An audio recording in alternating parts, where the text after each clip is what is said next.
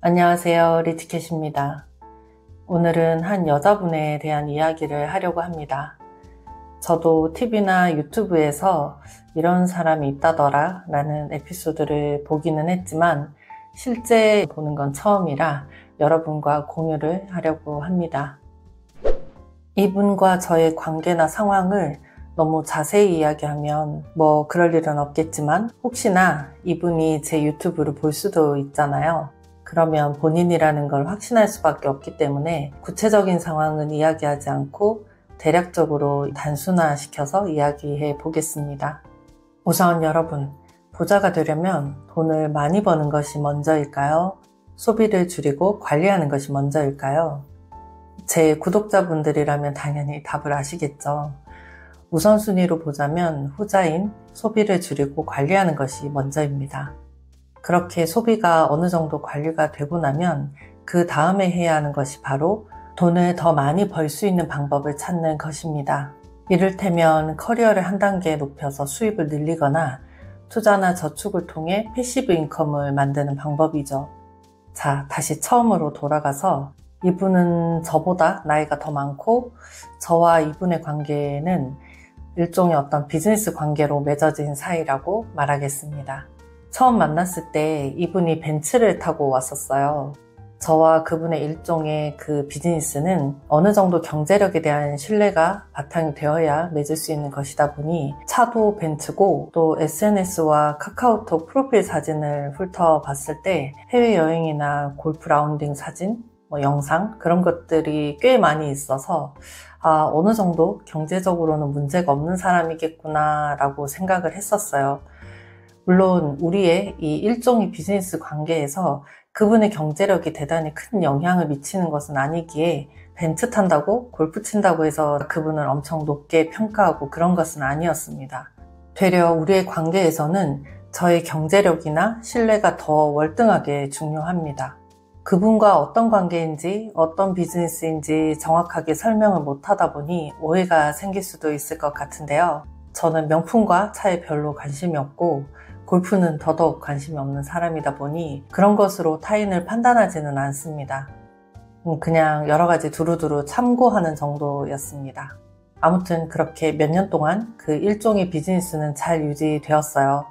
그러다가 얼마 전 그분이 어쩔 수 없이 저도 원하지 않았고 자신은 더 원하지 않았던 자신의 아주 궁핍한 경제적인 상황을 저에게 말할 수밖에 없는 상황이 생기고 말았습니다. 요지는 이렇습니다. 자신은 계약직이고 그래서 수입도 적지만 그 수입조차 좀 들쭉날쭉한다. 그런데 이번에 계약직 연장이 안 되었다. 경제적으로 계속 어려움이 있었는데 더 궁핍해졌다. 그래서 우리의 그 일종의 비즈니스를 중단할 수밖에 없다. 자세히는 말할 수 없지만 아무튼 그분의 어려운 경제적 상황으로 그 비즈니스를 중단할 수밖에 없는 상황이 되었어요. 그러다가 얼마 전 지인들과 그분의 집을 방문했는데요. 모두가 깜짝 놀랐습니다. 그런데 그 놀란 이유가 저와 다른 사람들은 완전 달랐어요. 집 곳곳에 명품과 골프용품 시설이 있더라고요. 아예 방 하나는 명품 옷, 가방, 주얼리로 가득했답니다. 다른 사람들은 TV 연예인의 드레스룸과 집을 보는 것처럼 선망과 부러움으로 놀랐고 저는 왜 놀랐는지 이유를 말하지 않아도 아시겠죠. 사실은 놀람을 떠나 당황스러웠습니다. 겉으로는 여전히 다른 사람들에게 화려하고 성공한 인생을 사는 것처럼 보이고 싶은 그 허망한 욕망을 버리지 못했더라고요. 그래서 안타까운 마음까지 들었습니다. 저는 계약직을 폄하하는 것이 아닙니다. 전문성을 띠는 계약직도 많으니까요. 그리고 허세 부린다는 의미로 이분을 비난하려는 것도 아닙니다. 이분만큼은 아니지만 저도 한때 화려한 욜로로 살면서 타인이 보는 나와 실제 나와의 차이, 특히 경제적인 차이가 만들어내는 자괴감과 불안함이 얼마나 나를 병들게 하는지 잘 알거든요. 그래서 이분이 벤츠와 골프용품, 명품과 주얼리로 쌓아올린 성이 당장 무너질 것처럼 위태로워 보였습니다. 마치 불안한 현실을 가득 쌓인 물건들로 가려 회피하려는 것처럼 보였습니다.